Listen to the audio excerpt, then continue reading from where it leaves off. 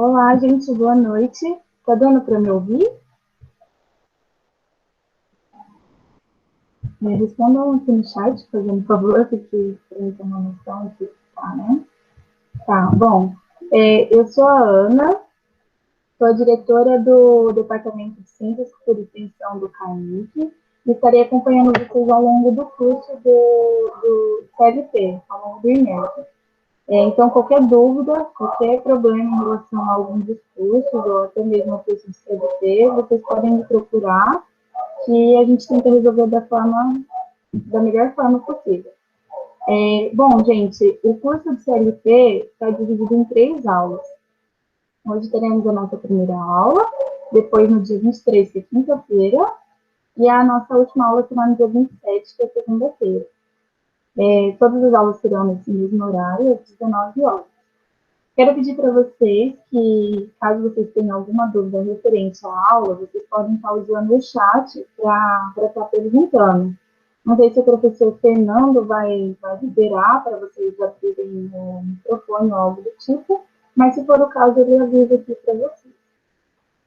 Vai ter uma lista de presença, na qual eu vou estar disponibilizando aqui por volta de uns 5 a 10 minutos antes de encerrar a aula. Disponibilizarei aqui no chat e ficará disponível 30 minutos após a aula. As aulas estão sendo gravadas, então assim que estiver no nosso canal do YouTube, eu mando lá no grupo do WhatsApp para vocês. Então, acredito que seja isso, gente. Qualquer coisa está à disposição de vocês. E gostaria de agradecer mais uma vez o professor Fernando por ter aceitado o convite de ministrar esse curso para a gente e agradecer a participação de todos. Agora eu deixo a palavra com o professor Fernando. Uma ótima aula, um ótimo curso, e qualquer coisa eu estou aqui, tá, gente? Professor, deixo a palavra com o senhor agora. Tudo bem. Boa noite, pessoal. Tudo bem com vocês? Espero que sim, tá? Eu sou docente desde 2012 do Instituto Federal de São Paulo, tá? Campus Presidente Epitácio. E agradeço a Ana pelo convite, tá? Por participar aqui com vocês nessa aula remota, essa aula virtual aí. Vamos assim dizer, minha primeira aula oficial, sendo de forma remota. Espero que eu consiga transmitir bastante coisa para vocês e que vocês consigam também, que se façam entender também daquilo que eu vou passar para vocês. Eu queria saber um pouquinho, acho que eu vou me apresentar primeiro, falar um pouquinho, né, da minha formação, depois eu queria saber de vocês também, né, eu queria interagir um pouco com vocês, se vocês quiserem, pode perguntar no chat, pode abrir a câmera, tá, porque eu estou conversando com o computador por enquanto, tá, eu até estou estranhando agora no começo, eu estou falando com o computador, não sei quem são vocês, tá, se quiserem abrir o microfone, pode abrir o microfone, tá, e faz pergunta. Mas, vamos lá. Pessoal, eu sou formado em curso técnico em telecomunicações, depois eu fiz uma engenharia de telecomunicações, né, é uma engenharia elétrica com ênfase em telecomunicações, e depois eu parti para o mestrado. Tá? Depois da engenharia, a hora que eu entrei no mestrado, assim, eu vi que eu queria entrar mais para a parte de automação, então o meu mestrado, meu doutorado foi focado mais na área de automação. E no doutorado eu entrei mais para o lado de eletrotécnica também.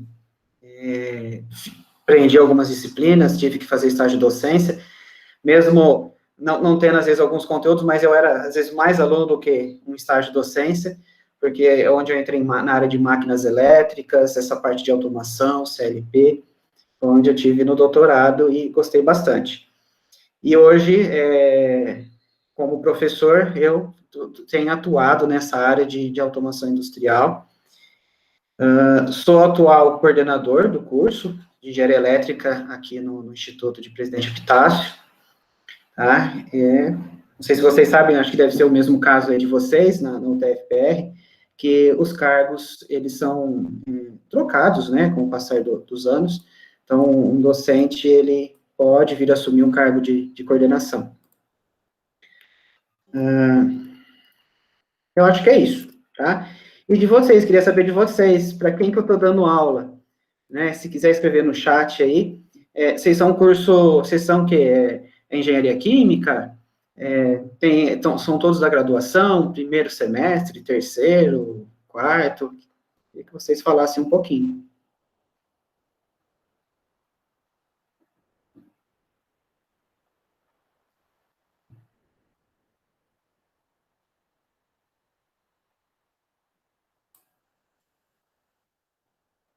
Engenharia química.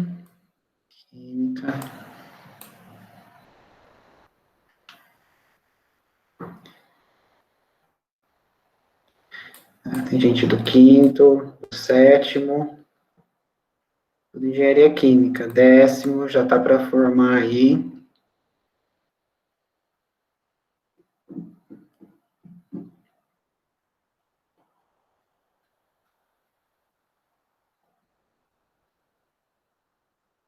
A gente já tem formação em química.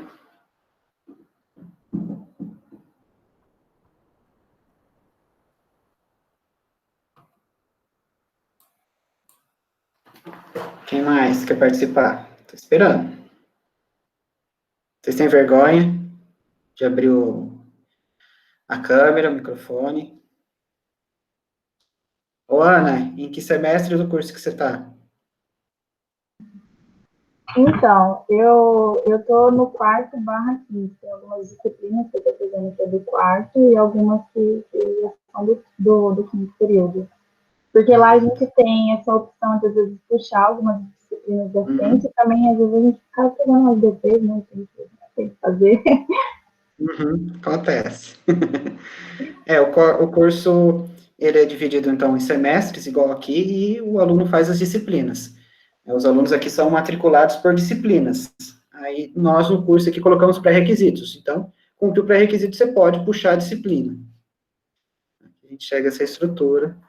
Deve ser o mesmo de vocês. Já tive uma disciplina de automação. Aprendi um pouco de CLP, que legal. A Aline já tem uma experiência aí de CLP. A Ana também, né? A Ana vai dar aula de CLP. Daqui a pouco eu vou colocar ela para falar algumas coisas aqui no curso. Nossa, é verdade. Assim, eu não sei se eu lembro de muita coisa. É igual eu estava fazendo com o Ricardo, né? O curso dele. E tem coisa que eu realmente não lembro, que eu fico com medo.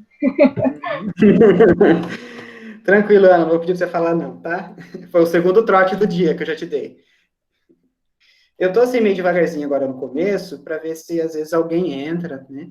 Esperando mais uns minutos, agora é 19h08. Eu já dei um susto nela, ela veio conversar comigo agora no finalzinho da tarde. Oi, professor, tudo bem? Falei, eu tô bem, e você? E aí, tô pronto pro curso amanhã, hein? Pensa numa menina que gelou.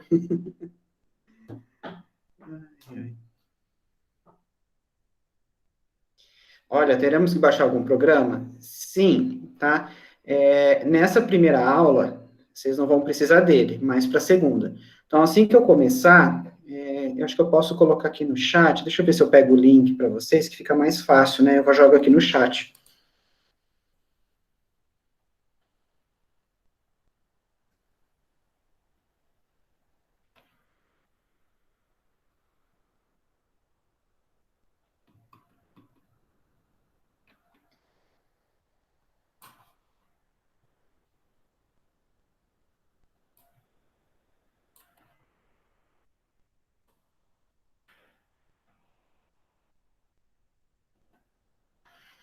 Aí, eu coloquei no chat para vocês, tem esse site da VEG, onde vocês podem baixar o programa, tá? Que nós vamos utilizar. Ele é o Click 02 Edit, versão 3.3, tá? Coloquei o nome dele aí. O segundo link é o manual do CLP que a gente vai trabalhar. De nada. Então, se vocês quiserem, é um software bem leve, ele é bem tranquilo de mexer. Esse CLP também ele é bem simples, tá? E ele é o suficiente para que vocês tenham uma noção de como que o CLP funciona e como que funciona a automação numa empresa, numa fábrica. Bom, já temos 10 minutos. Deixa eu perguntar, alguém de vocês está fazendo o curso aqui do Ricardo, de Arduino?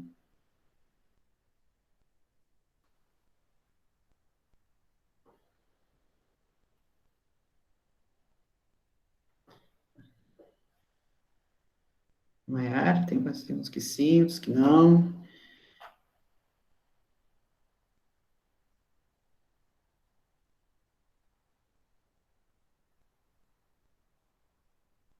Tá bom, só para saber.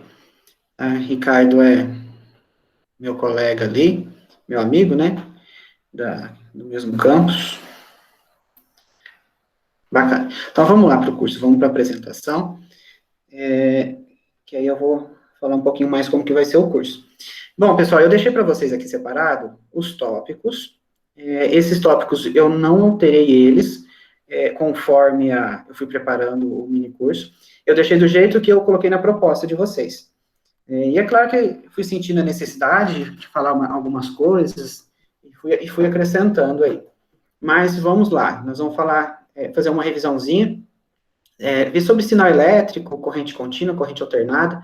Vamos começar com essa parte elétrica, dispositivos de comandos e acionamentos, vários dispositivos. O que é um botão? Como é que funciona? Para que serve? Relé? Vocês conhecem relé, contatora? Então, são dispositivos aí que a gente usa, né, que é muito comum a utilização, válvula solenoide, que bicho é esse? Espero que vocês tenham noção do que seja, mas é algo, às vezes, mais próximo da gente do que vocês imaginam. Motores elétricos, sensores digitais e analógicos. Essa primeira eu dividi em três, são 3 aulas, 3 encontros. Essa primeira aula, a gente fala basicamente desses tópicos, ficando essa parte de sensores digitais e analógicos para a segunda aula. E aí a gente entra aqui na parte do CLP mesmo, identificar esse CLP que nós vamos trabalhar, abrir o programinha ali, ver como que é a linguagem de programação, não sei se... Quem que já fez o curso aí que falou? É a Aline, isso? Aline. Você programou ele com essa linguagem Ladder, que era contatinhos elétricos, ou era em C, em alguma outra linguagem?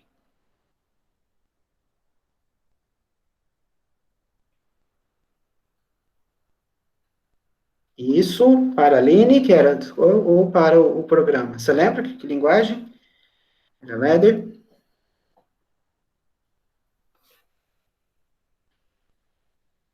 Ah, só fez a parte teórica, tá bom. Tá, então, essa linguagem de programação, tá, que nós vamos trabalhar, e aí a gente entra em alguns programinhas, nessa segunda aula, que seria a parte do selo, temporizador, a gente começa a testar. Essa parte aqui, aplicação, controle nível de caixa d'água e misturador de líquidos, isso já é a terceira aula, finalzinho desse nosso curso, beleza? Pessoal, eu não estou acompanhando o chat, porque eu estou na tela da apresentação, que ela está em tela cheia. Então, se vocês fizerem perguntas aí no chat e eu não responder, abre o microfone e me chama, aí eu vou olhando de vez em quando, mas fiquem à vontade para me interromper, a qualquer momento. E agora aqui, legal, né? Eu tenho 4 perguntas, e eu queria saber de vocês. Vocês são da área de engenharia química? Ah, vocês sabem definir isso, ou não? Os 2, 3 primeiros, eu creio que sim. E aí, quem quer abrir o microfone e falar o que seria isso? E aí, quem vai?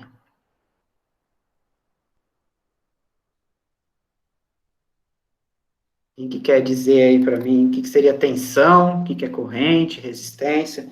Vocês conhecem isso, não conhecem? É bicho de 7 cabeças?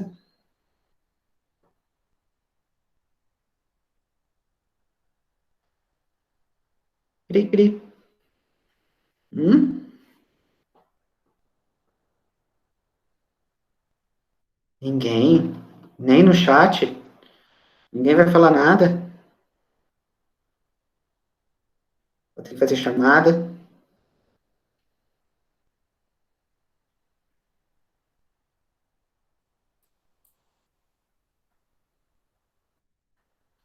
Hum?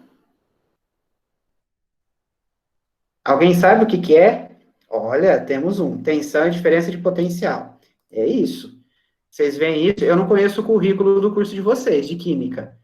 Mas essa parte elétrons, camada de valência, isso aí vocês aprendem, né? Corrente também, vocês chegam a ver isso? Tensão, corrente.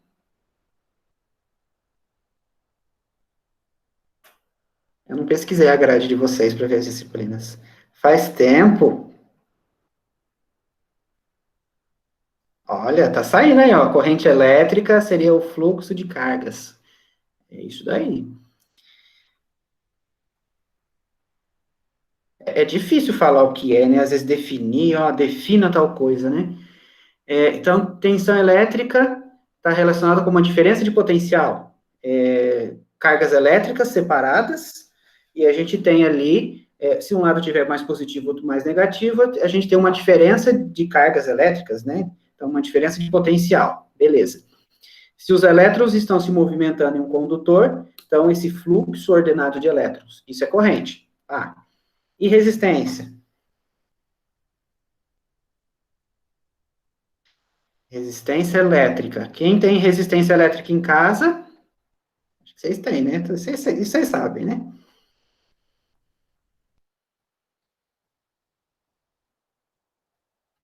Hum, todo mundo tem chuveiro. Aí, chuveiro, ferro de passar roupa, né?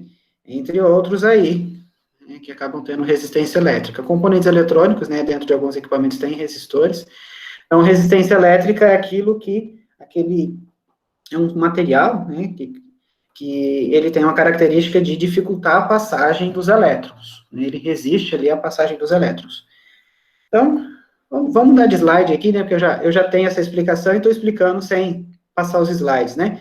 Então, lá uma definição de tensão, então, cargas elétricas separadas, tem uma força de atração, tal, essa força de atração ou diferença de potencial, né, é a tensão. Corrente elétrica, se eu tenho uma bateria, por uma ação química, os elétrons são empurrados para um lado do condutor, para um terminal, desculpa, dessa bateria, e se tiver um caminho, é claro que a gente não vai colocar um condutor ali fechando um curto-circuito, deve ter uma lâmpada no meio do caminho, alguma outra carga, alguma coisinha para acionar, aí os elétrons vão sair do lado negativo para o positivo.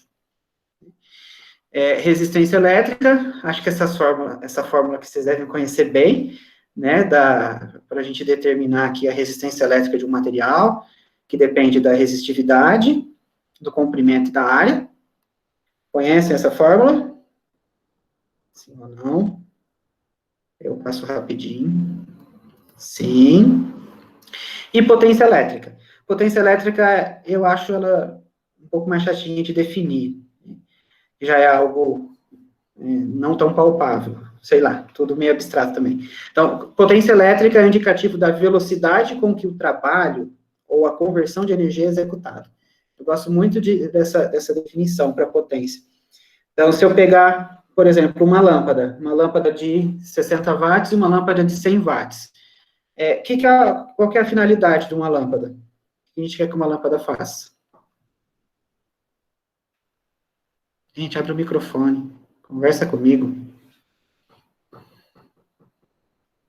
Vocês têm vergonha? Estão com vergonha?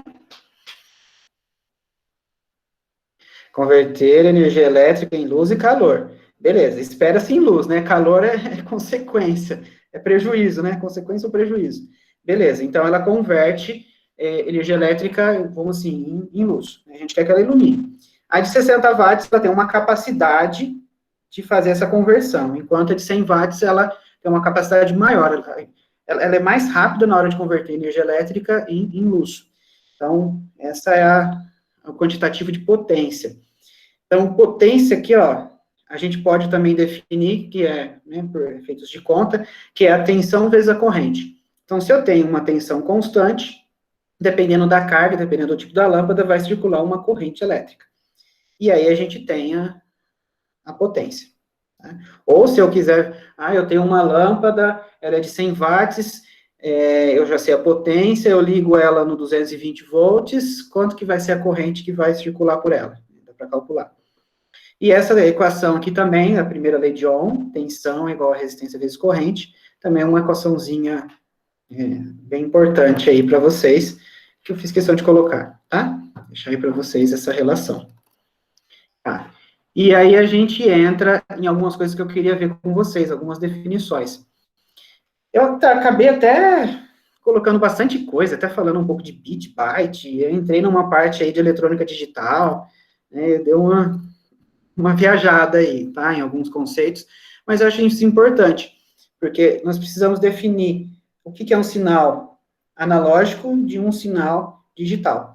Porque no CLP ele tem entradas digitais e analógicas, então a gente precisava dessa definição com vocês, e como eu não conheço vocês, estou conhecendo agora o primeiro contato, por chat, ninguém abriu o microfone ainda, só a Ana, né? Então vamos lá. Pessoal, sinal elétrico. O que seria um sinal elétrico? É toda a diferença de potencial que se manifesta em um circuito. Então, quando a gente pensa em energia elétrica, a gente fala energia elétrica, né? Que a gente tem na tomada da casa da gente, tem tensão, né? Pode ser 127, 220. Vocês sabem que essa tensão ela é diferente da tensão que a gente tem numa pilha. É alternado, um é alternado, outro é contínuo. Tá até a representação aqui nessa figura, né, de alternado e contínuo. Pode ser tensão, pode ser corrente. Espera-se que se eu aplico uma tensão alternada, a corrente também tenha essa característica de alternado. Não vai ser a mesma amplitude, mas na frequência, e espera-se que esteja em fase, mas não necessariamente vai estar em fase, vai estar deslocada a corrente. Então, uma corrente alternada, pode ser tensão ou contínua. Então, em pilha, bateria, né, dentro dos dispositivos eletrônicos, funciona tudo como contínuo. Então, eu posso ter lá 5 volts, 15 volts, sempre contínuo. E na tomada, ou que é transmitido, que chega no poste, que chega à casa da gente, é tudo em alternado.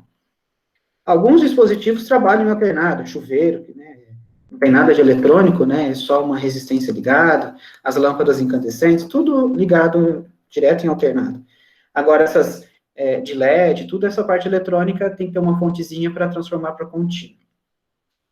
Só que aqui, quando a gente fala de alimentação de energia elétrica, a gente pensa numa tensão mais alta, 127, 220, na indústria às vezes 380, e quando a gente para ver, mais um sinal elétrico. O sinal elétrico, a necessidade dele, às vezes, é levar uma informação de um ponto ao outro. A gente precisa desse sinalzinho, alguma coisa, uma tensão que seja mínima o suficiente para garantir que eu consiga transmitir alguma coisa, levar uma informação. Então, não precisa ser uma tensão, às vezes, muito elevada e nenhuma corrente muito elevada. Então, é um sinalzinho elétrico, um sinal, uma potência baixa. A relação entre tensão e corrente é baixa. Então, eu já fui aqui também meio que explicando o que é corrente contínua, fui falando, e alternado também, isso aí vocês sabiam. Lembrando que alternado tem que ter uma variação, né, um semiciclo positivo, uma parte negativa. Ela tem que inverter a polaridade. Mas existem vários formatos de ondas, e eu até gostei dessa figura aqui, que ela pode ser pulsante, ou simplesmente variável, uma variação aí que sai do negativo, não tem uma característica, né, um formato bem definido. Mas se ele tiver, ela é sempre o mesmo valor, é contínua. Se tem uma variação, né, que sobe, tem um semiciclo, depois desce e fica nessa variação constante, aí é uma alimentação, um sinal alternado. Sinal analógico, sinal digital. Vocês sabem a diferença disso? E aí, quem quer falar alguma coisa? O que você sabe me dizer disso? Enquanto eu bebo água, vai.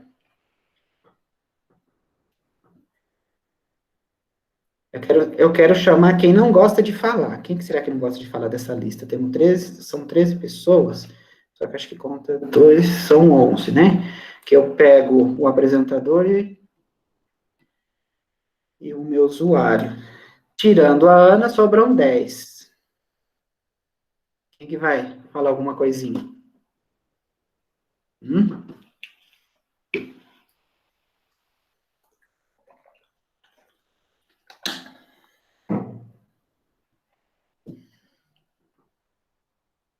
Eu queria que vocês falassem também, porque eu falando aqui, falando para o computador, eu falo rápido. E acabou me empolgando. Eu queria ver de vocês também. Posso escolher um? Vamos na metade aqui, ó. K. Admo. E aí? Você sabe falar um pouquinho sobre sinal analógico e sinal digital? Escolhi um nome.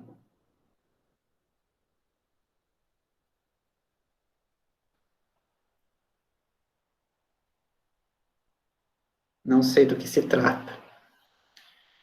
Mas está tranquilo até agora, do que eu falei de sinal de corrente contínua e alternado, está tranquilo?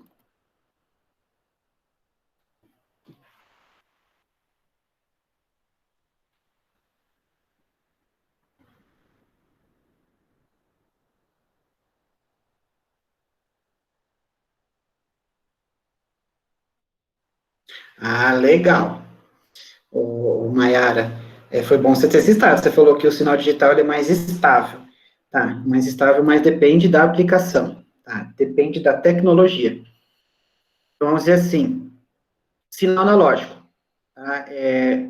Tudo que a gente, por exemplo, que a gente enxerga. Nosso olho enxerga em analógico. Nós não enxergamos em digital. Por que analógico? Porque quando eu estou olhando aqui, eu estou olhando para a parede, eu tenho uma sombra. Se eu tenho uma sombra, eu tenho infinitas cores, porque a sombra não sei lá, escuro, claro. Eu tenho, às vezes, tons, né? Às vezes, dependendo da sombra que a gente faz, eu tenho vários tons daquela cor da parede, sei lá. Minha parede aqui é um azul clarinho. Eu tenho vários tons de azul, às vezes, numa sombra, né? Se tá mais, né? Às vezes, uma sombra em cima de outra sombra. Então, assim, eu enxergo vários pontos. Se eu conseguisse dar um zoom, eu teria vários tons de cores. Então, eu enxergo em analógico. Né? E tudo é analógico, minha voz. Eu falo, a gente está emitindo ondas sonoras, é uma vibração do ar, isso é analógico. Né? Só que, quando a gente joga para dentro do computador, quando a gente está fazendo essa videochamada, quando está sendo capturada a minha imagem, a gente precisa digitalizar as cores, digitalizar a minha voz, pegar amostras da minha voz, do meu tom de voz, que tem aqui, e transmitir para vocês. Então, é um sinal, ele acaba virando digital, vamos dizer assim, digitalizado. Então, se eu pegar aqui, ó, tem essa primeira figura que eu coloquei aqui para vocês, o sinalzinho vermelho aqui, ó, é uma variação, um sinal que está variando, sei lá, não tem um padrão, e depois foi feito aqui um padrão, olha, nesse período aqui inicial, considerou 0, mas depois aqui, ele ficou mais próximo de 1, aí ele deu um salto para 10, caiu, tal, ele foi para 11, então é um sinalzinho que ele está sendo digitalizado, está sendo feita uma amostra. Aqui a gente não tem um padrão fixo, olha, a cada um milésimo de segundos eu pego uma amostra. Aqui não dá para perceber um intervalo aqui, né, em que as amostras são coletadas. Mas, por exemplo, eu posso vir aqui nessa outra aplicação, nesse gráfico, eu tenho uma senoide. Tem uma senoide bonitinha, e eu posso coletar também dados dela. Olha lá, é uma senoide. Se você olhar só esse sinalzinho aqui, ele tem valores finitos. Eu tenho esse valor constante num período de tempo. Aí depois altera, depois altera. No sinal analógico, não. Eu posso dar um zoom aqui, eu tenho infinitos pontos aqui. Tem infinitos valores, né? Infinitos valores. Enquanto que no digital, não, eu tenho que ter, alguns valores são constantes, então eu tenho valores finitos. Né? Eu faço uma amostragem, tem valores finitos. E mais, vamos ver aqui o chat. Sinal analógico, digital pode ser diferenciado pela visualização 2D e 3D. Tá. 2D e 3D?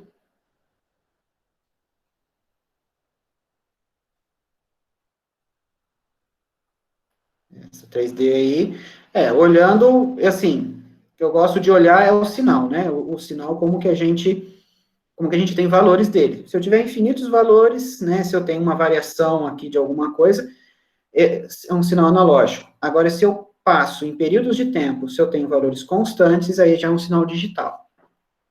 Então, eu gosto de enxergar dessa forma. Então, às vezes, essa senoide, ela não ficou, essa representação digitalizada dessa senoide, não ficou tão fiel, porque ficou bem quadradinho, né? Ficou bem quadradinho. Mas e se eu pegar agora um padrão que eu coleto mais amostras desse sinal? Então, essa imagem é justamente para isso. Então, eu tenho valores constantes, essas linhas azuis aqui são... dá para pegar um período de amostragem constante, eu tenho que ir amostrando a senoide, e aí eu vou vendo, olha, vale quanto nesse intervalo? Vale quanto nesse intervalo? Aí a escadinha fica menor. Então, eu estou ficando com um sinal mais próximo do analógico, tá? Do original. Então, é uma questão de você fazer essa coleta de informações, né? O período de amostragem. Só que, às vezes, esse sinalzinho aqui, que é bem quadrado, é o suficiente para você transmitir informação para o outro lado, para o que você precisa. E não tem necessidade de coletar muitos valores e transmitir para o outro lado. Mas, às vezes, dependendo da aplicação, você precisa realmente um período de amostragem pequeno para você ter várias amostras. E isso influencia no tamanho que fica a informação, porque quando a gente passa a falar de digital, a gente fala de tamanho da informação também. Quando a gente está conversando aqui, quando eu estou conversando aqui com vocês, tudo, a minha imagem, meu áudio está sendo captado, tem uma taxa de amostragem, está sendo transmitido para vocês. E isso tem uma velocidade, né? Tem que ter uma taxa de transmissão. Então, quanto maior a qualidade, maior o número de dados que precisam ser enviados. E isso pode, às vezes, dificultar. Tem gente que, às vezes, acha que digital é melhor que o analógico. Aí fica a questão da tecnologia. Analógico, 100%, eu falaria assim, não, é a melhor coisa que tem, analógico, é a informação no estado original, vamos dizer, né? Mas dependendo da tecnologia, isso já é diferente, que é o que acontece na TV. Então, nas TVs, o sinal era analógico, era tudo analógico, só que a tecnologia, né, você tinha TV, era um tubo que tinha pontinhos, esses pontinhos existem até hoje, mas você tem uma tecnologia que não evoluiu muito pouco, e você transmitia o sinal. Era analógico, mas tinha lá os pontinhos na tela, e assim, e você não tinha tanta resolução. Agora, você cria um outro sistema que você tem câmeras, dispositivos que a gente consegue captar, trabalhar com essas informações, com esses dados, e transmitir em alta velocidade. E a hora que chega para a pessoa, que eu estou assistindo minha TV, eu tenho uma TV com uma qualidade boa, que tem vários pontinhos muito pequenos, e aí, na hora que a imagem é reproduzida, eu tenho uma perfeição muito grande, né? Eu tenho uma qualidade muito alta. Então, às vezes, se é bom ou se é ruim, digital analógico, depende da tecnologia. Então, aí você fala, a TV é mais estável, ou tem uma qualidade melhor. Também é uma tecnologia mais nova que a gente tem trabalhado. Aí, a gente pode falar assim, mas é só sinal digital e sinal analógico, mas e computador? Será que ele entende esses pontinhos aqui? Como que ele entende esses pontinhos aqui dessa senoide, né, do nosso exemplo? Como que ele entende isso? Ele entende apenas 0 e 1. Vocês já ouviram falar do bit. Né? Para ele é 0 e 1. São zeros e uns. Ele não entende lá naquela outra figura 10, 11, 1. Ele não entende esses valores. Ele entende 0 e 1. Então, aí que entra essa parte do sinal digital binário. Então, cada amostra que eu faço do meu sinal, eu tenho que transformar num código, numa sequência de zeros e uns. E essa sequência tem que fazer sentido, né? Se eu faço essa leitura, não, isso aqui corresponde a 001. Isso aqui é 101. E aí vai, cada valor que eu tenho aqui corresponde a um código, né? Um código binário que é entre zeros e uns. A gente fala 0 e 1, tem, não tem. Então, cada unidadezinha 0 ou 1 é um bit. Não sei se vocês tinham noção de bit. E quando a gente fala em byte, é um conjunto de 8 bits. Então, se eu falo aqui, igual está aqui, 8 bits corresponde a 1 byte. Então, eu tenho que ter um código, alguma coisa, para que eu consiga enviar essa informação. Igual está acontecendo agora comigo.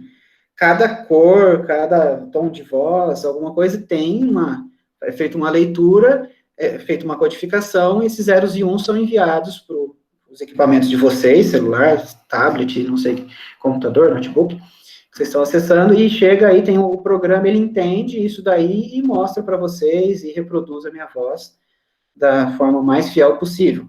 Às vezes fica metalizado, às vezes fica, um pouquinho falhado, tal, perde uns zeros e uns no meio do caminho aí, mas os programas às vezes corrigem, e assim vai, né? Vai transmitindo as informações. Então, assim, mas o que é 0 e 1? Não sei, tá? Depende do sistema de comunicação. 0 é 0 volts, 1 é 5 volts, né? Ele tem um período ali que ele fica. Não sei, pode ser 15 volts, pode ser 5 volts, menos 15 pode ser negativo. Então, depende do sistema. É por fibra ótica, é variação de luz, tem, não tem. Então, isso é relativo. Vamos ver aqui. Não, sinal elétrico é diferente de sinal digital? Não. É que são classificações, né? Sinal elétrico, uma tensãozinha que surge. Agora, como que esse sinal pode ser? Ele é pulsante, ele é variável no tempo, ele pode ter vários valores. Como que é o sinal? Né? Entender como que é esse sinal.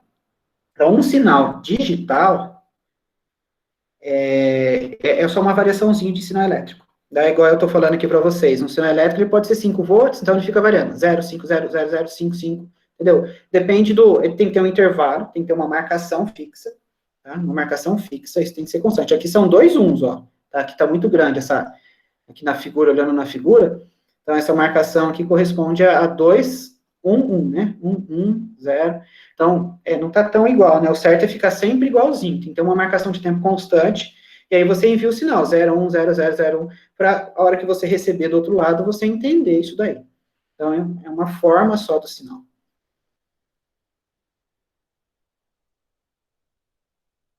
No caso, a visualização da TV será emitida uma onda mais alta do que as frequências sonoras.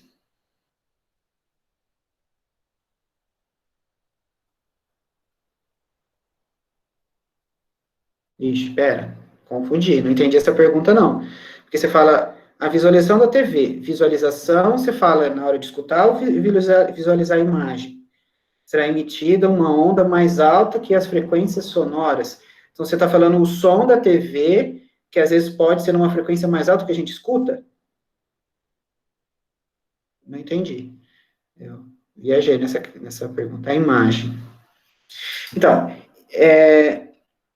o nosso olho ele tem uma característica, a gente visualiza as coisas, mas ele, às vezes, ele tem a característica de, fugiu uma palavra, ele mistura as frequências das cores, né? Ele acaba misturando, então, às vezes, tem muito efeito óptico que a gente acaba vendo. O nosso ouvido, ele já diferencia frequências. Nessa diferenciação de frequências, ele separa os sons. Então, as TVs, elas têm, às vezes, frequências mais elevadas, a gente nem percebe, que acaba passando, né? É muito rápido, a gente acaba não enxergando tudo o que acontece. E tem TV com resolução aí que a gente não vai enxergar nunca. Né? Essas 4K, agora acho que é 8K, e assim vai, né? Tem muita coisa aí. Essas tecnologias estão ficando tão perfeitas que às vezes a resolução depende da onde do que está sendo gravado. Se a qualidade da gravação for boa e você transmitir isso também, você vai ter a imagem e o som perfeito. Tá? Antigamente a gente não tinha isso. Se você pensar na evolução dos computadores, processadores, como manipular 0 e 1, porque tudo é 0 e 1, né? É uma sequência de zeros e uns. Quando eu aperto a tecla do computador aqui, sei lá, a tecla M, ele não entende M e escreve, às vezes, no Word M. Ele sabe que é uma sequência de zeros e uns. Eu acho que no teclado são 3, tá? São 3 bits, 3 dígitos, para fazer uma letra. E aí ele vai lá e faz um desenho lá, M, no Word. Então, tudo é 0 e 1. Se você conseguir manipular isso tudo muito rápido, ótimo. Então, com o avanço aí da eletrônica, dos microcontroladores, foi possível a TV digital e transmitindo em alta velocidade.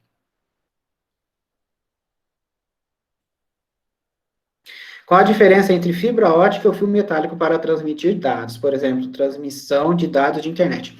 Bom, quando a gente está num cabo elétrico, vocês sabem, né? Corrente elétrica, elétrons se movimentando ali corrente elétrica, né? Um fio elétrico. O sinal depende. Quando a gente pega o speed ali, ele tem a parte de voz, é um sinal elétrico, responsável pelo telefone funcionar. Antigamente era analógico, né? Na hora de tocar, você mandava um sinalzinho alternado mais forte, o telefone tocava, você conversava, costuma ser acho que em torno de 42 volts, que trabalha o telefone. Então, é um sinal elétrico ali, o suficiente para pegar a modulação da voz e você transmitir isso na frequência da voz. Quando entrou o speed, já entra uma característica, uma diferenciação de modulação. A parte de internet, ela é digital, e você modula ela em uma frequência mais elevada. E quando chega em casa, tem sempre um aparelhinho, uma pecinha que você coloca, um splitter, um divisor de frequência, que é justamente para separar a voz de dados. Porque se você for escutar dados, como ele é uma frequência muito alta, fica aquele chiado, você escuta um chiado. Tá? Quando é o chiado, é a comunicação do modem, do seu speed, com o modem lá da telefônica, ou outra operadora, não sei que operadora que vocês têm aí no Paraná. Tá? Então, quando você fala de dados, normalmente a frequência mais elevada, e e você tem uma frequência, uma faixa de frequência para você receber informações e uma faixa de frequência para você enviar. Fica isso separado. Mas é sinal elétrico, tá? É sinal elétrico, um sinalzinho lá digital que fica trafegando. Fibra ótica já é por luz. Aí é luz, tá? Você tem ali o núcleo, você tem a casca, que é feita do mesmo material, e você transmite luz. Tem, não tem, em alta velocidade, tá? Você tem um emissor de luz ali muito forte, e a característica dela de ter a casca, virar um espelho ali por dentro, e o sinal trafegar por dentro dela, você consegue a longas distâncias enviar sinal de luz. Aí tem características, prós e contras da fibra ótica e tal, mas uma delas é que você consegue longas distâncias, porque você tem poucas perdas, né? A qualidade do material da fibra é muito boa. Interferências eletromagnéticas, ela sofre muito pouca interferência. Tá? Uma interferência, um ruído, isso é fácil acontecer se você está numa fábrica, numa empresa, isso é fácil acontecer. Vocês sabem que, às vezes, um ímã, como que energia elétrica é gerada? Se eu pegar um ímã, eu tenho um condutor, se eu passar o ímã perto do condutor, vai ser induzido uma força eletromotriz que vai empurrar os elétrons. Se tiver o circuito fechado, tem corrente. Então, essa corrente, só de passar um ímã, eu posso ter corrente. Então, se eu tenho motores, outros equipamentos que circulam corrente muito elevada, em volta dele tem campo magnético. E, às vezes, esse campo magnético pode interferir num sinal elétrico, num cabo. Na fibra, por ser luz, isso não acontece. Quando eu fiz graduação, meu professor falou assim, não, eu posso até pegar a fibra ótica e colocar em cima das linhas de transmissão, junto dos linhões de transmissão, mas e não tem problema nenhum. Só que na prática isso já não acontece. Tá? Depois eu fui conversar com um amigo meu, ele falou que isso não acontece. Porque assim, linhas de transmissão, você tem lá 300 mil volts, 450 mil volts, chega acho que até 700 mil volts, mais ou menos isso. É uma tensão muito alta. E a corrente elétrica também é um pouco elevada, né? Teoricamente não era para dar interferência, mas acaba dando. Então, às vezes é legal, eu aproveito a linha de transmissão, coloco ali junto, ninguém vai pôr a mão, ninguém vai encostar. Mas não é bem assim. Tá? Mas, assim, para aplicações em baixa tensão, dentro de uma indústria, assim, é tranquilo. Então, às vezes é uma solução muito boa e não é tão cara mais hoje. Tá? Quando lançou, né, qualquer tecnologia é muito cara. Então, hoje, dentro de uma fábrica, às vezes você passa cabos elétricos, só que tem limitação de distância, às vezes problemas com interferência, a fibra ótica já resolve isso.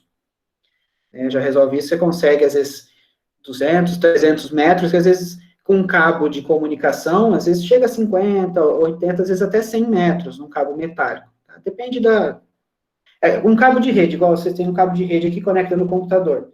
Esse cabo de rede, né, essa tecnologia internet, é até 100 metros, mas dependendo da aplicação 50, dependendo da aplicação 120, só que o sinal começa a ficar um pouco lento. Agora, às vezes uma fibra ótica você consegue uma distânciazinha um pouquinho mais alta, que atende o que precisa dentro da empresa, sem sofrer interferência. Na parte sem fio, também a gente tem que enviar sinais, é um sinal emitido, tá? É um sinal eletromagnético que está sendo emitido ali, digital também, zeros e uns, tem a parte de comunicação, e tem que ter lá o receptor e tal. É legal que você não precisa passar cabo, é fácil, você coloca aqui, tem 2 pontos, é difícil acesso, às vezes passar cabo, você pode passar cabo, né, fazer sem fio. Só que às vezes uma limitação muito grande era na velocidade, hoje isso foi um pouco mais já resolvido, só que também, às vezes, a confiabilidade, perdas de informações, dependendo do que você estiver controlando, se você precisar de realmente velocidade, precisão, você não pode perder informação, porque às vezes desestabilizar um pouquinho pode ter risco humano, de explosão, alguma coisa, olha, esquece, a parte sem fio não rola. Normalmente o pessoal faz cabeado. Tá? Precisou de confiabilidade, de ter certeza, passa 2, 3 cabos, deixa 2, 3 coisas monitorando ali, porque às vezes você tem que ter garantia que está funcionando. Sei lá, uma empresa química tem um reator lá, se desestabilizar, explode, mata um monte de gente. Então, depende aí da aplicação. Às vezes, bastante agora na indústria, precisas. Viajei, falei um monte de coisa. E aí, gente? Sobreviveram ao meu falatório? Vou até beber água.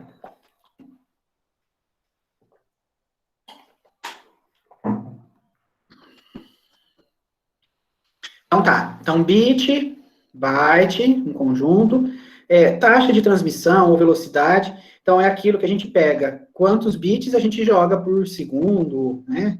Por hora, por minuto. Normalmente, a gente tem medidas em kilobits por segundo ou kilobytes por segundo. Pode ser mega, pode ser giga, né? Mas bits por segundo ou bytes por segundo, né? Essa notação.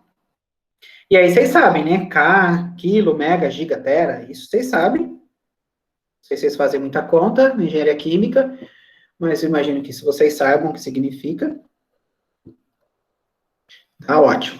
Então, quando a gente pega também, o cara está me vendendo 2 mega de internet, 2 megabits ou megabytes? O que vocês acham que um operador aí vende? Megabits ou megabytes? Isso. Bytes? Bits? O que será que o pessoal vende aí?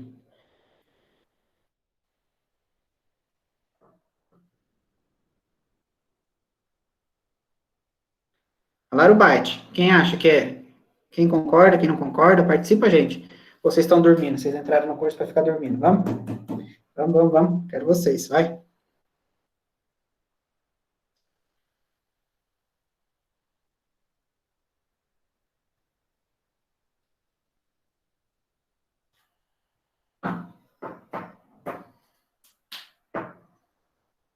Quem fizer a participação na aula de hoje com o microfone vai participar de um sorteio de uma pizza.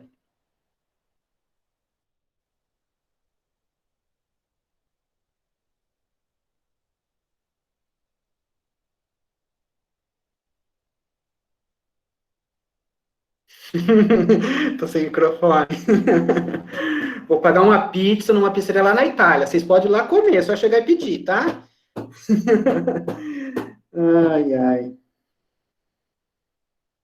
Tá. Vocês falaram byte, né? Que nada, o povo vende em bit. O povo vende em bit. Por que bit?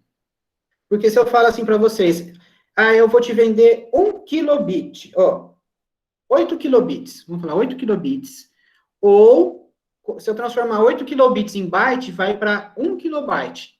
Ó, eu te vendo 8K ou eu te vendo 1K? Eu vou vender 8K, 8 kilobits, o valor que fica maior. Tá? Então, quando eles vendem internet, eles falam em bits, é o número maior. Eu não vou falar 1 kilobyte. 1 kilobyte, nada.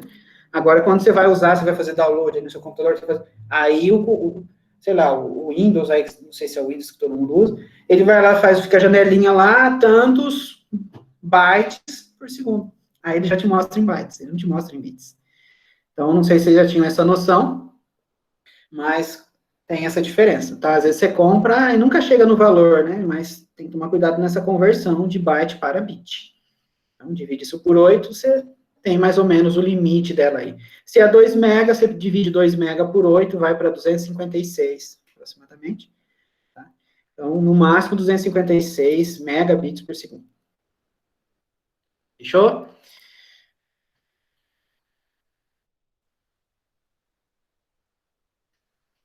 Mas essa ideia da pizza, eu falei brincando, né? Mas eu vou conversar com a Ana, vou ver o nome de uma pizzaria boa aí, em Londrina, que acho que todo mundo é de Londrina, e eu vou pedir uma pizzaria, eu vou ver uma pizza e vou mandar entregar aí. A pessoa passa o endereço, eu vou mandar entregar. Só para ver quem participa. Participação por suborno.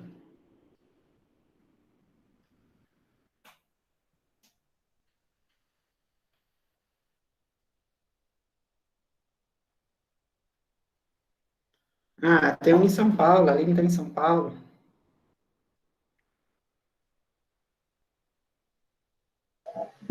Eu acho que seria difícil fazer isso, porque como é um projeto de extensão, então tem gente de tudo quanto é lugar.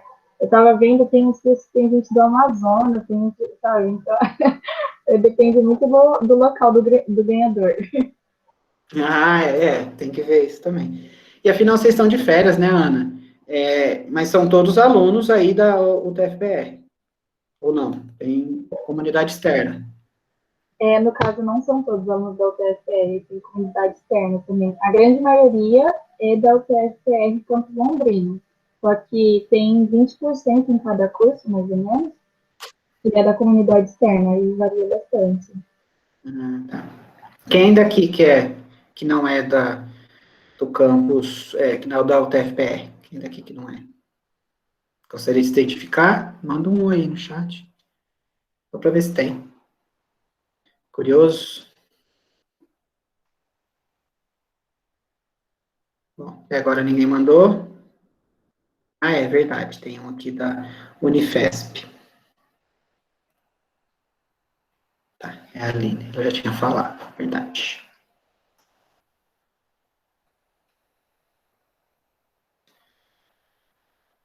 Deixa eu caçar aqui. Aline, você é da Engenharia Química também? Você falou que fez um curso de CLP, né?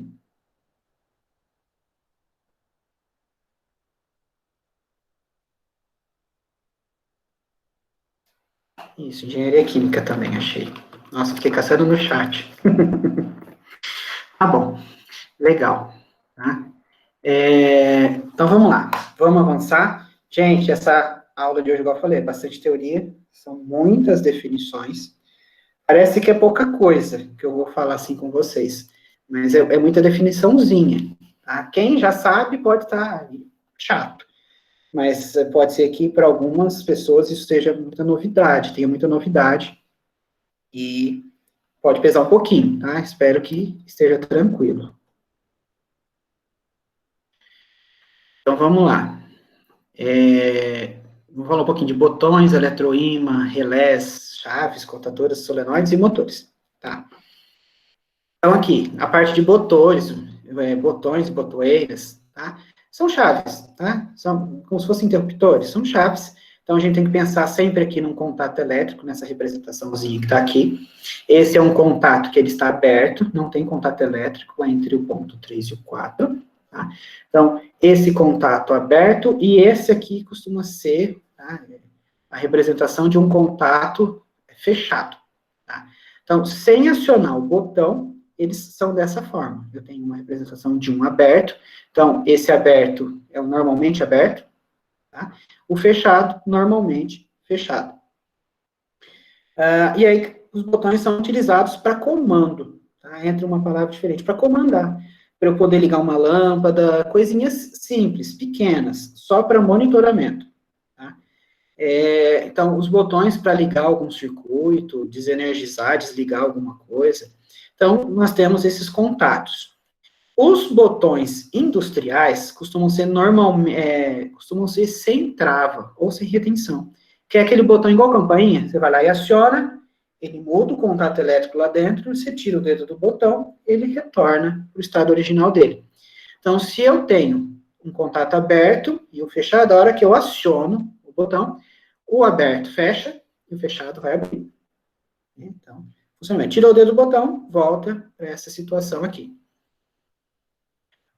Nos diagramas, na hora que um técnico, um engenheiro vai projetar alguma coisa, vai fazer um diagrama de comando, ou às vezes no CLP, ele utiliza alguns botões e, né, faz o diagrama de comando, e normalmente para ligar a gente costuma usar verde, para desligar vermelho, e o verde costuma ser normalmente aberto e o vermelho normalmente fechado. Isso tem um motivo, que a hora que a gente chegar num diagrama aí de comando, aí a gente vai ver como é que funciona melhor isso daqui. Mas internamente, dá para ver por essa figura aqui o acionamento, uma molinha. Então, aqui, ó, 2 terminais, onde eu parafuso os fios, eu posso parafusar os fios, E eu tenho um contato fechado, está conduzindo de um lado para o outro, e aqui está aberto, né, está longe, então não está conduzindo. Então, esse é o normalmente aberto. Acionou isso daqui, essa situação muda, né, vai abrir essa parte aqui e os contatos aqui vão encostar. Só que essa figura, ela fica um pouco estranha, né, porque esse pino aqui central, ele é de plástico, mas aqui é um contato elétrico que liga esses dois pontos azuis, que não tem nada a ver com esses dois pontos azuis de baixo, que aqui é uma outra chapinha metálica só para interligar esses dois. Só para deixar claro, tá, que é tudo laranjado, é um problema dessa figura. Já que eu peguei pronto e não fiz. É só uma representação que a hora que está encostada aqui, eu estou ligando esses dois pontos azuis, e não tem nada a ver com esses pontos de baixo. Tá? E depois, a hora que essa chapinha encosta aqui, eu interligo esses dois. Tá? Nunca tem ligação de um para cima aqui, tá? Igual aqui, ó, não tem ligação nenhuma entre o contato aberto e fechado. Mas a gente vê aqui do lado de fora, muito bonitinho, né? Um botãozinho. E do lado de dentro, como que é isso? Olha aqui essa representação do vermelho. Essa partezinha aqui, inicial, que deve dar em torno de 1 centímetro, mais ou menos, é o que a gente visualiza aqui nessa caixinha. O restante do botão, toda a parte mecânica e elétrica, né, tá ali dentro. Aqui são os contatos elétricos, tá? Mecanicamente a gente aciona e os contatos elétricos são acionados. E na indústria é tudo modular. Então, esse é uma partezinha pequena, é pequenininho, uns 3 por 3 centímetros, mais ou menos. Você pode, se der defeito ou quiser trocar o tipo de contato, eu posso. É só trocar, ele é parafusável, se parafusa e funciona mecanicamente. Às vezes eu posso ter, do lado aqui, ele cabe 2, tá? Cabe 2 contatos, nesse formato aqui cabe 2, do jeito que tá aparecendo. Mas eu posso, por exemplo, esse aqui, acho que dá para ver que são, a figura não tá no mesmo tamanho, mas são 4. Tem 2 contatos aqui, um do lado do outro, e aqui embaixo ainda tem mais 2. Então, se eu acionar esse botão, eu estou movimentando 4 contatos. Dá para aumentar também. O céu é o limite, né? É claro, vai ficar muito pesado mecanicamente. Mas é possível você ir encaixando isso daí. Tá? Existem formatos, quadradinho, redondo. Esse daqui, que ele já tem um formato diferente, né? Que é o botão de emergência. Esse daqui é verde, né? Normalmente o botão de emergência, ele é vermelho. Ele é um botãozinho maior, com mais destaque. E ele é um botão com trava. Tá? É um botão que você vai lá e bate a mão nele, é feito para você acionar. Ele movimenta mecanicamente e ele fica travado. Para você destravar ele, você tem que girar. Não sei se dá para ver, tem umas setinhas aqui indicando o sentido. Você gira, ele salta. Aqui dá para ver, ó. Aqui dá para ver essas setinhas, é a indicação para você liberar o botão. Então, deu alguma coisa, você bate, ele fica travado, liberou, ele sai. Tá? E botões tem, às vezes, cores para ligar e desligar, e algumas funções. Isso aqui é um controle, tá, que eu posso ter pórtico, né, ponte rolante, não sei se vocês conhecem, vamos assim dizer, numa fábrica eu tenho que carregar coisas pesadas. Eu tenho que movimentar, é tipo um guindaste que eu posso subir, descer e movimentar ele pela fábrica. Ele tem uns rodízios que correm por cima da fábrica, ele é bem pesado, para coisa bem pesada, de várias toneladas, e aí você pode movimentar, mandar subir, descer, ir para o lado e para o outro. Então, são botões aqui que recebem outras cores, que é justamente para você dar comando, tá? Para você manipular. Então, são botões, beleza?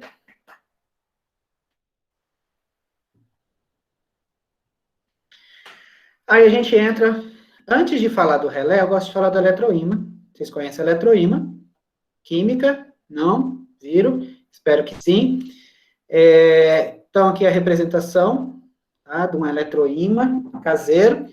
Quando eu assistia TV, Cultura, acho que na Cultura, nossa, é antigo, né, TV Cultura nem passa mais esses programas, mas ele ensinava como fazer um eletroímã em casa, né, eu de criança lá eu fiz, que é pegar um prego grande, você tem que pegar um fio, só que tem que ser um fio específico, não pode ser esse que a gente tem dentro de cabos elétricos, porque se você descascar ele, tá o fiozinho ali, o cobre exposto. Ele tem que ser um fio com verniz, não, ele tem que ser pintado, né, tem esse verniz ele é isolante.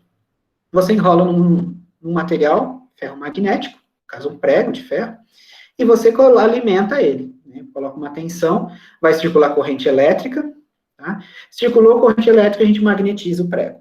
Aí ele tem o comportamento de um ímã, tá? Ele tem o mesmo comportamento de um ímã. Tirou, Olha, Castelo Rá-Tim-Bum. Olhando o chat aí. Era, não sei se era no Clube Clube, tinha umas coisas assim, antigas, né? Não que eu seja tão velho. É que eu vejo no YouTube, né? Eu vejo no YouTube. Então, assim, enquanto tiver corrente elétrica circulando, esse prego vira um ímã. Tirou a corrente elétrica, ele desmagnetiza. Dependendo do material, pode ficar um resíduo, tá? Mas é bem livre, fica um vestígiozinho aí do campo que ele está magnetizado. Mas, assim, esse é o princípio para funcionar chaves eletrônicas, tá? E uma delas, umas mais simples, é o relé, tá? Então, esse funcionamento é para um relé. Então, eu tenho aqui essa representação, essa animação, é uma bobina, então aqui tem um núcleo de ferro, e aqui vários fiozinhos enrolados, e eu tenho acesso aos dois terminais na parte de baixo. Tá? Então, essa é a bobina do relé. Aí eu tenho uma chapinha metálica aqui em cima, tá? Que pode ser atraída, né, que o objetivo é ela ser atraída por esse núcleo aqui do meio, esse núcleo ferromagnético. E aqui tem um pininho de plástico que empurra esse contato do meio. Ele não está fixo nesse daqui, tá? Nesse contatinho, um buraquinho ali, ele está vazado, e ele empurra esse pininho aqui, ó. Então, se colocarmos uma alimentação nessa bobina, o núcleo vai atrair a chapinha e vai empurrar esse contatinho aqui do meio. E aí a gente, olha, esse contatinho do meio, ele é chamado de comum, né? Porque uma hora ele está encostado aqui do lado esquerdo, outra hora do lado direito. Então, ele é o comum. Esse lado aqui que ele fica encostado, esse contato aqui, ele é o normalmente fechado, e esse aqui é o normalmente aberto. Acionou a bobina, energizou a bobina, opa, abre aqui e fecha o outro, tá? E fecha o aberto. Então, esse aqui é um conjuntinho, né? São 3 contatos. Não necessariamente eu preciso ter os três terminais. Às vezes eu não tenho esse fechado e eu só tenho só essa parte aqui, ó, essa hastezinha e essa outra aqui, né? Uma representação bem simples de um contato normalmente aberto. Às vezes eu posso ter só ele, ou às vezes eu posso ter só esse conjuntinho do fechado. Aí acionou, ele abre. E existem vários modelos de relé, tá? Isso aqui, olha, estou fazendo até propaganda da Metaltex. Uma caixinha preta, tá? Uma caixinha preta, os terminais estão ali embaixo. Isso aqui, quem está fazendo curso de Arduino, isso aqui é de Arduino, tá? Uma plaquinha bem simples, do comando deles, mas os contatos estão aqui. Aí é só uma questão de identificar. Né? Aí você fala, mas para que serve um relé? Para que eu vou usar um relé? Olha, relé, uma coisa que a gente sempre escuta, e a gente às vezes não sei se todo mundo sabe o porquê. Quando você dá seta no carro, você está no dirigir, você dá seta, fica aquele barulhinho, tec, tec, tec, tec, tec. De onde que vem esse barulho? Será que esse barulho, ele é feito até hoje? Porque antigamente era fisicamente, era justamente um relé que ficava ali batendo. Liga, desliga, liga. E ele faz um barulhinho, tuc, tuc, tuc, tuc. E esse barulhinho era importante para você associar, ó, a seta tá ligada. Porque às vezes não basta a luzinha piscando, né? Pelo som você identifica. E hoje, será que tem um relé dentro dos carros mais novos? Vocês acham que tem? Quem que acha que tem? Fala aí no chat, vocês estão muito parados, enquanto eu falo aqui. Quem acha que tem relé para dar seta hoje no carro? Antigamente, lá, Fusca, Brasília, os carros mais antigos, realmente era o relézinho batendo. Mas para que às vezes eu precisava, né? Ou às vezes você liga a luz alta, bate um relé também com luz alta. Então é o seguinte, você tem que ver a capacidade de condução de corrente. Quando você liga alguma coisa, às vezes você só quer um sinalzinho suficiente para funcionar alguma coisa, para ligar alguma coisa. Mas às vezes esse fiozinho que você usa para ligar alguma coisa, às vezes ele não suporta o funcionamento do dispositivo. Como que eu vou dar um exemplo disso? Farol alto, que é uma lâmpada muito forte, tá? Precisa de uma corrente elétrica muito alta. Às vezes eu preciso só dar um comando, né, que vai ali no painel do carro, é um contatinho mais simples, mais fraco, não precisa ser um contato muito robusto. Eu passo um fiozinho fino, e a hora que eu ligo a luz alta, eu vou lá e alimento a bobina do relé, tá? Que é isso que acontece, alimenta a bobina do relé, aí ele fecha esse contatinho, esse contato elétrico suporta uma corrente alta. Aí os fios ligados aqui são mais grossos, né, são mais espessos, porque vai circular uma corrente mais alta. Então, aqui, às vezes, com um fiozinho fino e um contatinho também mais frágilzinho, assim, mais fraco, vamos dizer, uma capacidade menor. Então, e se ele é menor, sai mais barato também, o custo dele é menor. Você consegue acionar o relé, e o relé vai lá e liga a lâmpada, que vai circular, sei lá, 10 amperes. Aí aqui passa 200 miliamperes, e aqui passa 10 amperes. Então, uma aplicação, né, de um relé é isso. Às vezes, em casa, eu posso passar, né, eu posso utilizar relés para alguma coisa, e eu posso trabalhar com tensões diferentes. Que às vezes eu trabalho, esse daqui, sei lá, ele é 24 volts, sei lá, a bobina dele é 24 volts.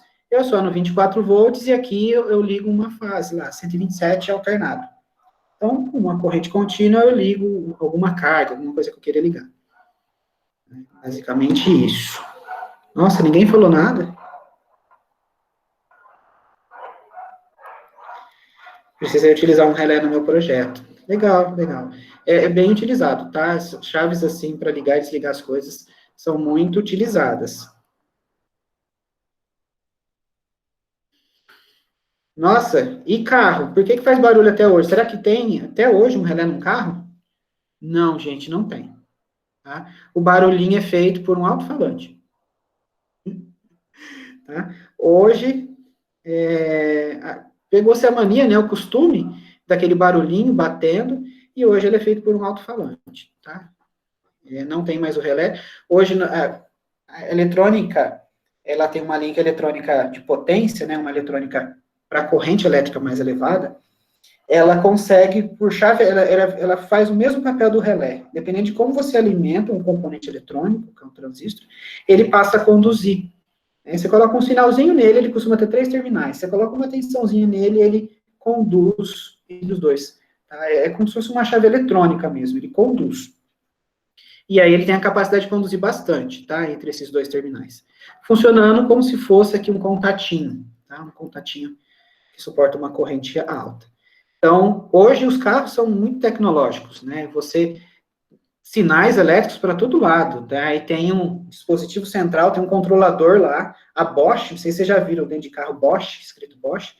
Normalmente os controladores são da Bosch e você tem muita comunicação ali, de dados, de informações dentro do carro, tá? Muita coisa digitalizada dentro do carro, né? Para subir, descer vidro, controle de estacionamento, de combustível, de aceleração, direção hidráulica, e assim vai, injeção eletrônica, né? Você já fala injeção eletrônica, né? Antes era carburador, tá? Assim vai. Então, você tem muita tecnologia dentro de um automóvel.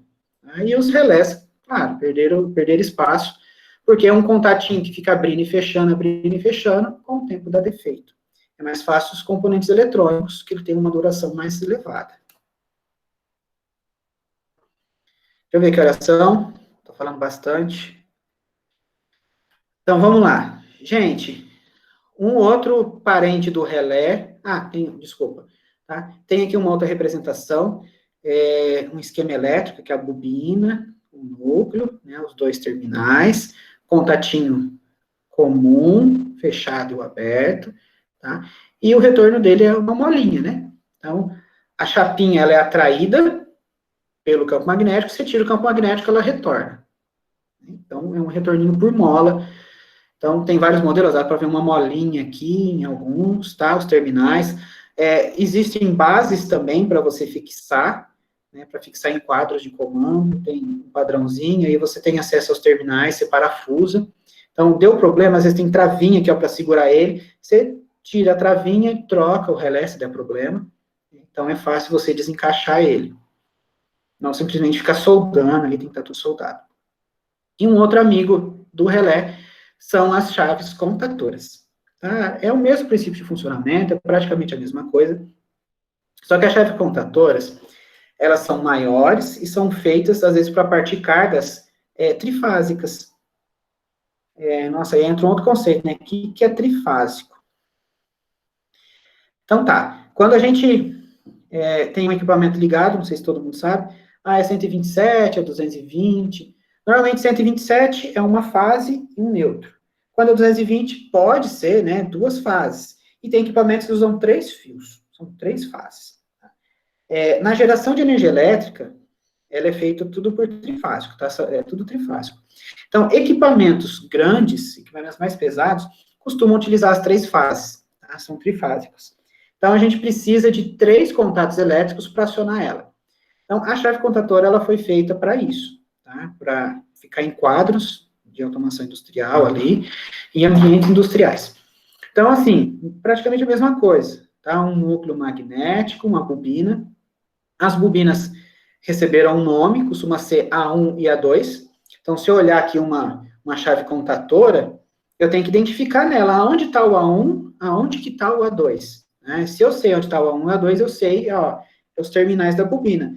Não sei se vocês conseguem ver, não sei a qualidade aí, mas aqui eu tenho o A1 e aqui embaixo eu tenho escrito aqui, ó, A2. Tá? Então, eu sei que esses 2 terminais correspondem a uma bobina. E aí, claro, que tem uma marcação, mas e os contatos elétricos? Aí tem que ver a marcação da chave contatora. Então, basicamente, 3 contatos aqui, tem um que é fechado. Existem contatos diferentes também.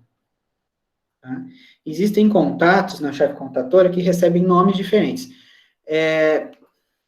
Existem contatos de potência e contatos de comando. Tá?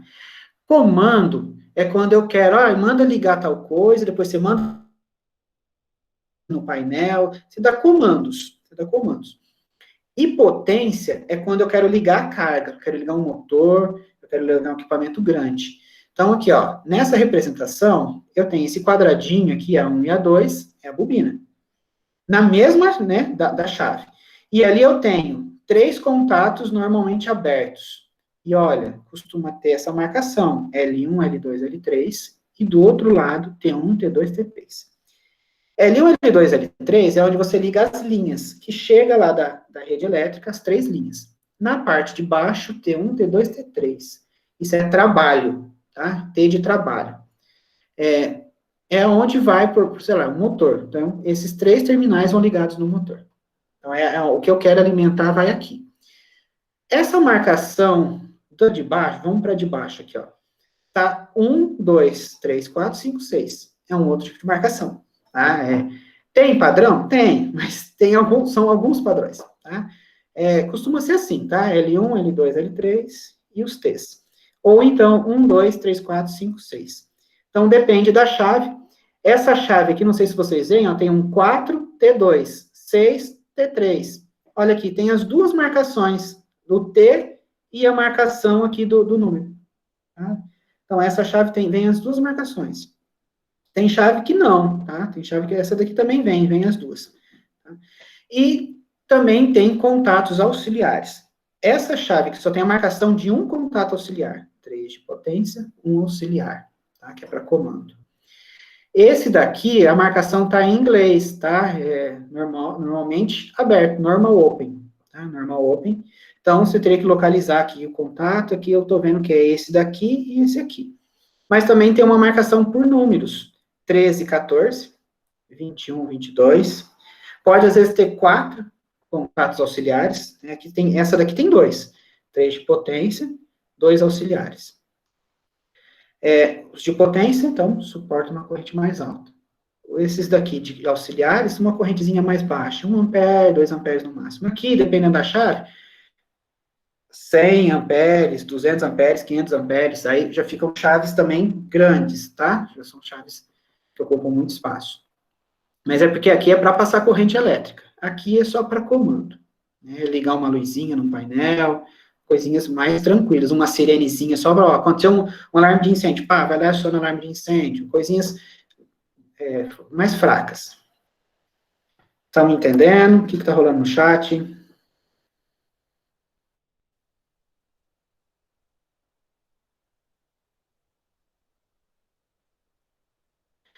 Nos automóveis é por causa de tecnologia mesmo. A tecnologia evoluiu e relé, igual eu falei, um contatinho que abrindo e fechando, com o tempo ele oxida ali, enferruja, né, e ele vai deixar de ter aquela eficiência. Então dá defeito. E você usando componentes eletrônicos, a durabilidade é maior. Isso dura bastante.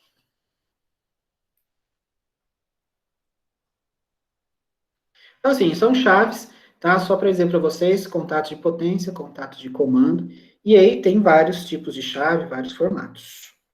Ah, mas por que essa marcação? Ninguém perguntou, né? Mas é só uma identificação. Por exemplo, contato, esse primeiro dígito, 1, tá? Corresponde, ó, esse é o primeiro contato, 1. Você vê que depois é 2 e 2? É o segundo contato. Tá? E o que significa o segundo dígito? Tem um porquê. Se é 1 e 2, é porque ele é fechado. Normalmente fechado. Se for 3 e 4, ele é normalmente aberto. Tá? Então, o técnico ou engenheiro, né, ele está acostumado a pegar essas marcações. Se o segundo dígito é 3 e 4, então esse contato ele é aberto. Se a chave for acionada, ele fecha. Se é 1 e 2, ele é fechado. Acionou a chave, ele abre. Tá? E, mas quais são os terminais desse contato? É só olhar onde tem o 1 e o 1, você sabe, ó, esse 1 e 1 aqui é um contato, os dois terminais dele. 2, esse é um dos contatos, esse é outro contato. Então, na chave, porque ela tem vários níveis aqui, a gente não enxerga a parte de trás dessa chave aqui. Acho que a bobina costuma ficar embaixo, vem os auxiliares, depois vem de potência. Então, você tem que ir vendo as marcações, identificando, né, os contatos. Acho que potência e auxiliar em cima, sei lá, uma coisa assim. Essa aqui já é um do lado do outro, então dá para pegar essa mesma marcação. Olha, agora a gente tem aqui representação, tá? Os dois diagramas, uma representação de diagrama de comando e um diagrama de potência, tá? Para vocês. Eu deixei aqui para vocês. Hoje, as normas, tá?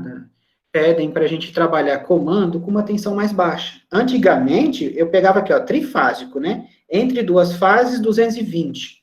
Tá? É o que normalmente dá, 220, né? A tensão medida entre dois pontos. 220. Eu pegava duas fases, puf, já alimentava uma fase aqui na parte de cima, uma fase na parte de baixo, tudo 220. Só que para quê? Não tem a necessidade de uma tensão tão alta para eu simplesmente abrir contatinho, fechar contatinho, ligar uma bobina.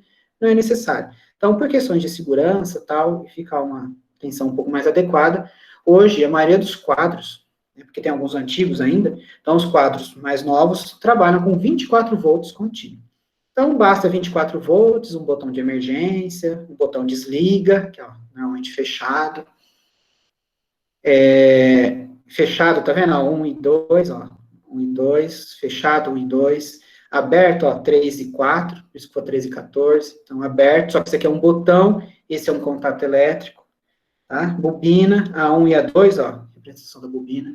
Então, esse K1 foi chamado de K1, uma bobina, K1.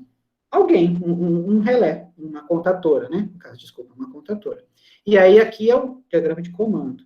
E desse lado, eu tenho o diagrama de potência. Olha, aqui eu tenho 24 volts, o botão liga, o botão desliga. E a bobina. Então, isso é comando.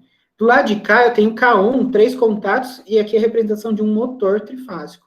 3 fases, terra, P é terra. Tá? Isso aqui é um disjuntor, vocês conhecem um disjuntor, só que é específico para motor, que é um disjuntor motor. Então, vocês sabem, no quadro de casa tem sempre aqueles disjuntores ali que a gente liga. Esse é parecido, só que ele é específico para motor. E as 3 fases aqui alimentando. Então, assim, mas esse K1 está num diagrama e esse K1 está no outro diagrama. Mas é a mesma chave.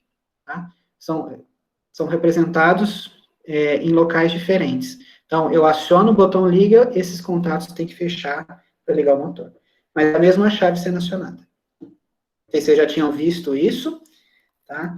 Mas é desse jeito que é feito hoje. E antes do pessoal desenvolver o CLP, era tudo feito dessa forma. Tá? Aí eu tenho alguns equipamentos que contam tempo, que são temporizadores, e todo o processo de automação de uma fábrica de automóveis era feita somente com esses diagramas, comando e potência. Porque você tinha chaves só, você tinha as chaves. E aí você tinha que montar uma lógica e tinha que funcionar. Faz isso, depois que fizer isso, depois de um tempo faz aquilo, depois faz aquilo, ligou esse motor, você verifica se ligou e liga o outro, e assim vai. Né? E isso dava um trabalho danado, tá? Para técnicos, engenheiros, projetar isso daí, colocar para funcionar. E eram muitos contatos elétricos contato elétrico dá defeito, e para procurar defeito, tá? Mas era assim que as coisas funcionavam. Funciona até hoje, tá? Mas para pequenas aplicações, algumas coisas funcionam ainda, tá? O pessoal utiliza. E aí?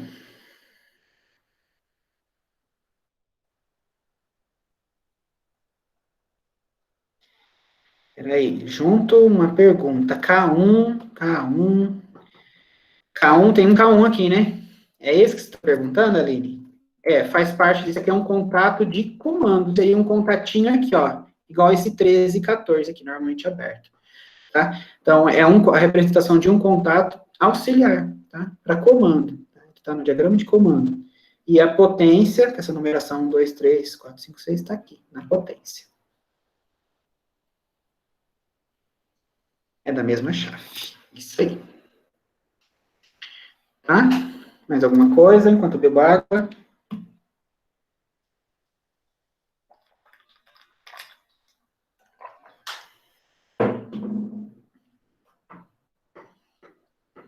Estou falando muito rápido, vocês estão me ouvindo bem?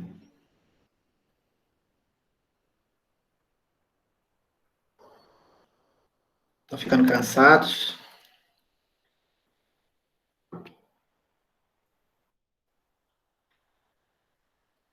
A Aline disse que está ok. Tranquilo, beleza. Então vamos lá, olha. Vamos continuar aqui. Válvula solenoide.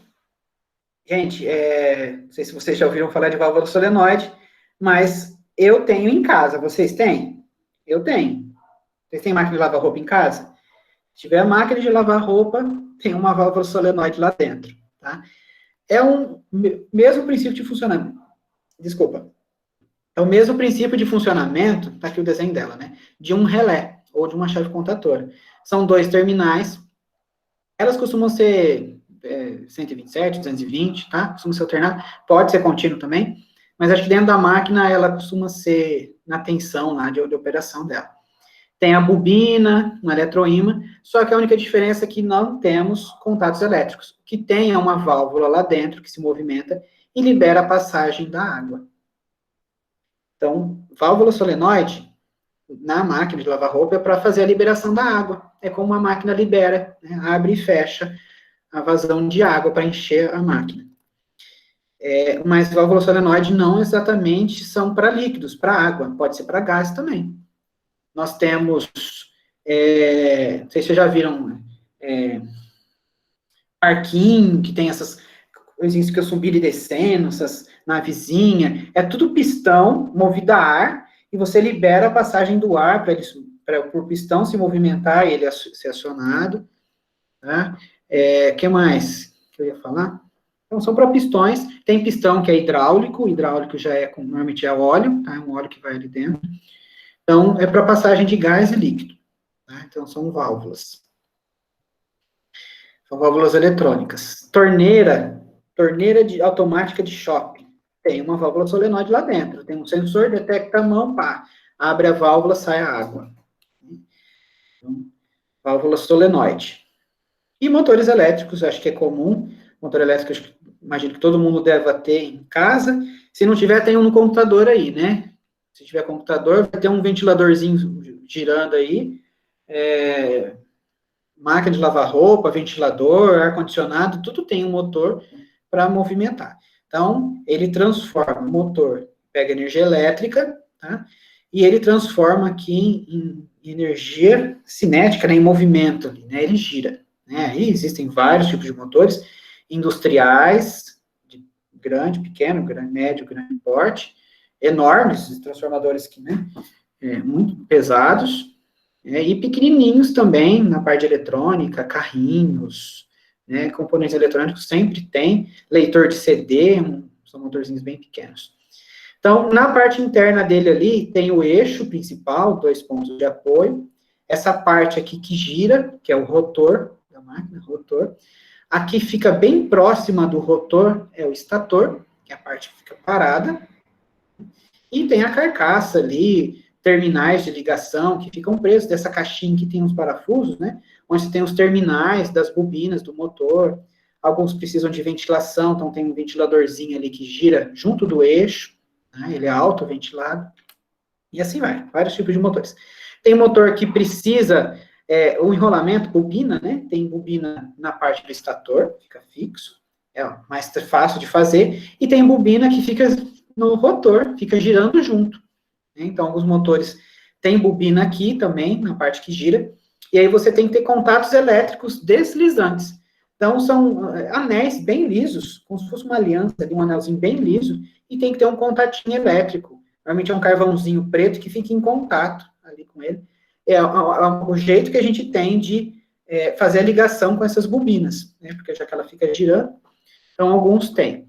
É claro, na indústria, o pessoal não gosta muito de utilizar esses que tem bobina aqui, né? Rotor bobinado, o pessoal fala. Porque você tem manutenção, porque esse carvãozinho com o tempo gasta e assim vai. Furadeira tem. Às vezes tem umas faísquinhas saindo dentro da furadeira, é por causa do contato elétrico ali. Tá? Isso é normal na furadeira. Então, na indústria, eles gostam muito de utilizar um motor que eles chamam de motor de indução, tá? Que é a representação desse daqui. Tá, ele tem uma parte ali, uma característica, uma forma de ser construída, o rotor, mas você não tem ligação elétrica nenhuma com ele. Tá? Simplesmente você alimenta o estator, do jeito que está ali, o campo magnético interage no rotor e ele gira. Tá? Antigamente, você usava, quando você tem que ter um controle preciso de motor, você usava alguns motores, motor de corrente contínua, por exemplo. Você tinha um controle da velocidade preciso. Mas hoje, com a eletrônica de potência, esses aqui alternados, você consegue um bom controle, tá? Um controle bem preciso de velocidade. E acabou. Aula 2. Tá? Então, isso que eu tinha para falar de máquinas, até máquinas elétricas. Tem alguma pergunta no chat? Não.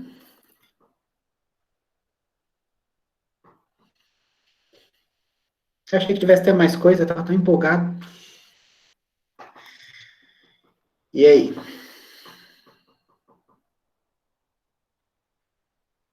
Alguém quer perguntar alguma coisa? Gente, se vocês tiverem alguma pergunta ou algo do tipo, podem aproveitar para ir tirando dúvidas com o professor.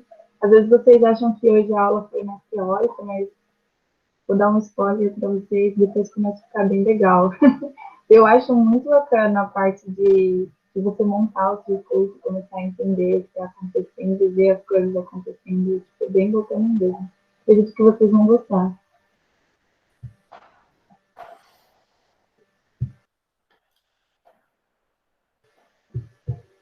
Bom, deixa eu baixar o chat aqui. Ah, tem uma dúvida aqui da Ari. Oi, professor? O Zenaldo fez uma colocação aí e tal, falou de K1, de selo. Não vou comentar agora, tá? Vou deixar que na próxima aula nós vamos falar de selo. Tá? Mas é legal. Que bom que você tem noção disso, fica mais fácil. As válvulas operam com sinal analógico? Assim, vamos considerar que sim, tá? Sinal analógico. Porque assim, você precisa, depende da válvula, às vezes é contínuo, 24 volts, 12 volts, depende da válvula, e às vezes é a própria tensão que a gente tem na rede elétrica, tá? É alternado, né? Corrente alternada. Então, às vezes 127, 220 volts, né? As válvulas solenoides. Então, depende do tipo, você pode comprar. Assim como as bobinas de relé, de chave contatora, você pode comprar conforme a sua necessidade, 127, 220 volts, alternado, que são tensões mais comuns da gente ter, e às vezes os contínuos, 6 volts, no Arduino, quem está fazendo, acho que é 5 volts, né, ele trabalha com 5 volts, o Arduino, 12 volts, 18, sei lá, 24, né, em quadros mesmo industriais, o padrão é 24 volts. Aí são corrente contínua. Assim, se quiser, a gente avança um pouquinho, começa a falar de sensor, pode, ou a gente deixa, né? Que eu já vou falar um pouquinho já mais de sensores e tal, que aí fica para a próxima aula, né? Próximo encontro. vocês que sabem. Acho que eu já falei muito, né?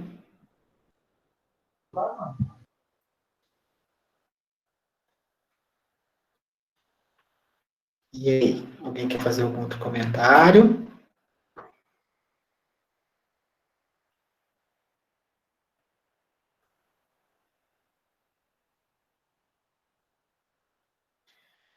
Ô, Ana, eu passei para você a apresentação, se quiser compartilhar com todos, acho que aqui eu não consigo colocar, né? E aí depois vocês podem ir olhando, tá, a apresentação, quem tiver depois alguma outra curiosidade, se eu souber responder, eu falo. Eu mandei para eles já lá no grupo, inclusive, se caso tiver alguém aqui que está na aula e não está no grupo, por favor, entre, que lá fica mais fácil para a gente ter um contato mais próximo, tirar dúvidas e mandar material. Vou mandar para vocês também o link que o professor mandou aqui no grupo, do que é bom vocês instalarem para a próxima aula, né? Que aí fica mais fácil de ter esse contato com vocês. Qualquer dúvida também vocês podem mandar para mim, ou entre em contato com o professor e a gente vai tentando conversar para ir sanando elas. Bom, professor, acredito que seja isso. Acho que se ninguém tiver mais dúvidas, a gente pode encerrar um pouco mais cedo hoje. Não tem nenhum problema, não. Bom, eu também não. Eu acho que é melhor eu não avançar muito, né? Uhum. Eu acho que para alguns é muita novidade, eu falei bastante coisa. Então, a gente poderia deixar, então, aula 2 aí, porque eu já tinha meio que separado, né? Então é isso, tá? Valeu, gente, pela aula de hoje. Só a Ana que abriu o microfone, tá? Eu queria mais gente falando. Eu sinto que até eu tenho bastante vergonha de abrir o microfone aqui na hora. Mas aos poucos vai indo, né? O pessoal vai tendo mais confiança e esse tipo de coisa. Uhum. Bom, mas eu gostaria de agradecer mais uma vez o senhor pela aula. Acredito que deu para entender bastante dos conceitos, eu consegui lembrar bastante coisa. Gostaria de agradecer ao pessoal por ter comparecido à aula. A aula vai ficar gravada, assim que disponibilizada no nosso canal, eu mando lá para vocês, para, se caso perderem alguma coisa, irem acompanhando por lá. E o material já está lá no grupo. Caso alguém entrar depois, e tiver que não entrou lá ainda, eu mando lá de novo. Ô, Ana, Oi. antes de finalizar, só mandei no chat de novo o software de programação, tá? Clique 02 Edit, versão 3.3. Então, tem aí o site da VEG, que é a fábrica da marca VEG. Eu acho que cai na parte de pesquisa, tá? Quando você entra nesse primeiro link. E aí você pode baixar esse programinha, ele é levinho, tá? Não é muito pesado, não. Se quiser já deixar instalado. Porque na próximo encontro, quinta-feira, eu já quero entrar no CLP e vocês como podem já ir fazendo alguma coisa. Tá? E podem ir já mexendo alguma coisa, eu vou abrir o software também. Tá? Se quiser o manual do CLP, para dar uma olhada, também tá aí o link. Tá, eu copiei aqui a mensagem, mandei já lá no grupo agora, que estou com a WhatsApp aberta, e aí já mandei lá. Então, a gente não precisam se preocupar, só a minha lista de presença que está aqui no grupo, e esses links que o professor mandou, eu já mandei lá para vocês, tá? Acredito que seja isso, então. Muito obrigada, Fernando. Uma boa noite. Valeu, gente. Obrigado. Bom descanso. Muito obrigada a todos. Uma boa noite. E até quinta-feira, que é a nossa próxima aula, às 19 horas. Viu? Compareça. Tá bom, gente. Obrigado. Boa noite. Valeu. Boa noite. Tchau, tchau.